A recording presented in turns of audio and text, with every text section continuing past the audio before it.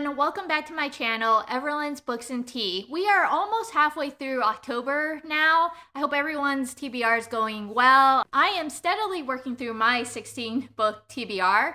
We'll see if I make it by the end of this month or not. I still have a ways to go, but I have been making some progress, so that's something. The fall weather has definitely arrived here. It's getting nice and cool at night. I've finally been able to put on my heavier duvet on my bed, which I am super excited about, something I look forward to each year. It's just so comfortable and cozy. And I was very excited when our temperatures got low enough to do that. Anyway, let's get to today's video. Today we are going to be looking at a book I got a advanced reader's copy of through NetGalley and St. Martin's Press, and I'm just going to be doing a quick review of it and my thoughts after I have read it. And unfortunately, it was not on my TBR for this month, so it was kind of a freebie.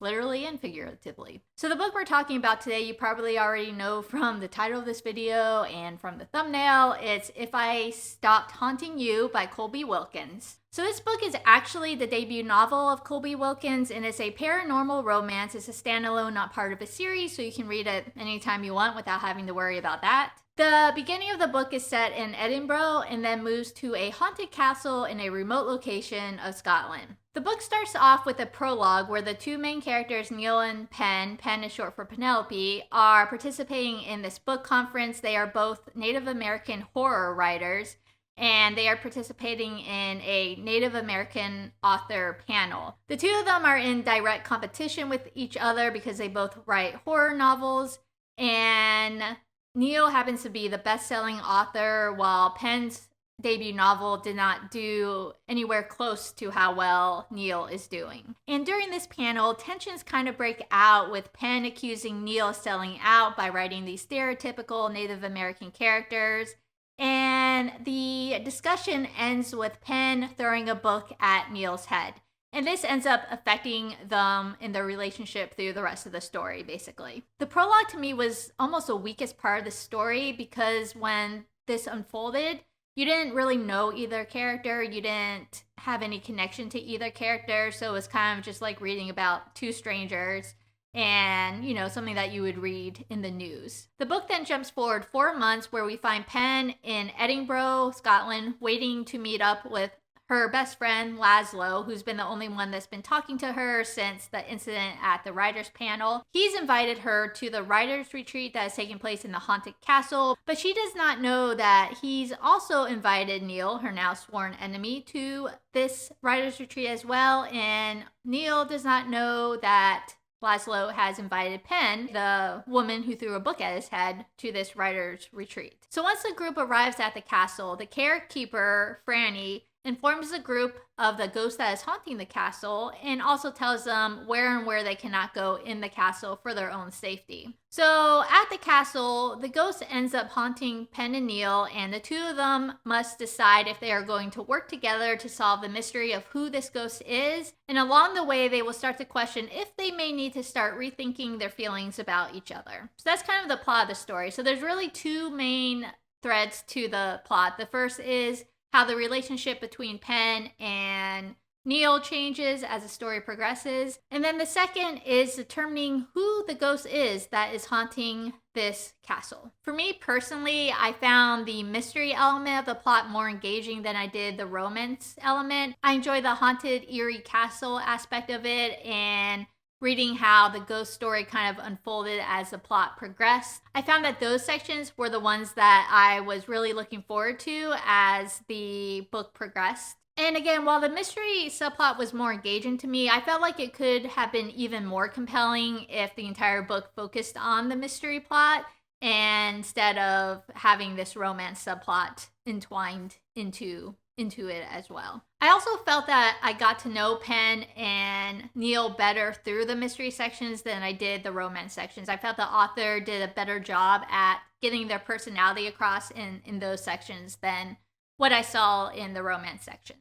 In terms of the romance sections, I just struggled to really find the chemistry between Neil and Penn in a romantic way. Part of it could have been that their relationship went from enemies to where it went a lot quicker than I expected it to, so it just didn't feel real to me, I guess. Again, like I said, I felt more connected to them when they were involved in the mystery than when they were engaged in the romance aspect of this book. There were 2 supporting characters in this book. The one I already mentioned, which was Laszlo, and then they also had a friend named Daniela. I did enjoy these 2 supporting characters. I thought they were well developed and they were very entertaining.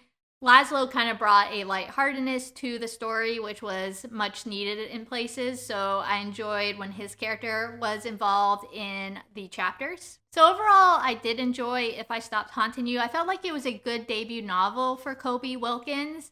I didn't expect it to be, as strong as books by authors who have put out, 10, 15 books. I thought it was a good starting point for her. It's definitely a strong fall read as well, especially a October read just based on the paranormal mystery plot that is in the book. Overall, I ended up rating this book about a 3.5 out of 5, driven more from the mystery aspect than the romance aspect. The romance is very spicy, so if that's not something that you're into, you probably will not enjoy this book because for me, I don't read a lot of spicy books, and this was probably one of the more spicy books that I have read, so I don't know if it gets more spicy than this out there. I personally have not read one, but if you do not like reading those types of books, probably would not pick this one up. The author also put some trigger warnings in the front of the book, which I feel are important to look through before you go on to read this book. The next book out by this author is another romance book. Personally, I like to see Colby Wilkins take on a paranormal mystery book in the future, especially one that features a character like Laszlo. I think that would be a fun, entertaining book to read, and definitely something I would read from her in the future. So if you're looking for a fun October read that features some spicy romance and a paranormal mystery from a debut author, you could consider checking out If I Stopped Haunting You. So again, this book was provided free by St. Martin's Press and NetGalley for a honest review, and that is my review on If I Stopped Haunting You. If you read this book, let me know what you thought about it in the comments below. I'm honestly curious to see how other people thought about the mystery / romance aspects of it. Otherwise, that is it for this video. I do have a video planned that will be releasing probably October 23rd. That is a Halloween horror scary book game that I created called Tales of Twilight, where we'll be reading some horror books, some dark academia books, some cozy Halloween books. So we got a nice little mix there for October, so I'm excited about that. And if I have time, I will be putting out a video next week that reviews some of my recent science fiction, fantasy, award-winning / nominee books that I've read as well, and just kind of reviewing those. And then the rest of my time will be taken up by my October TBR, because I am determined to get through as many books as I can on this TBR. If you've enjoyed this video, please hit the like button. If you want to see future videos by me, please hit the subscribe button. Otherwise, I will see you in my next video. Take care. Bye!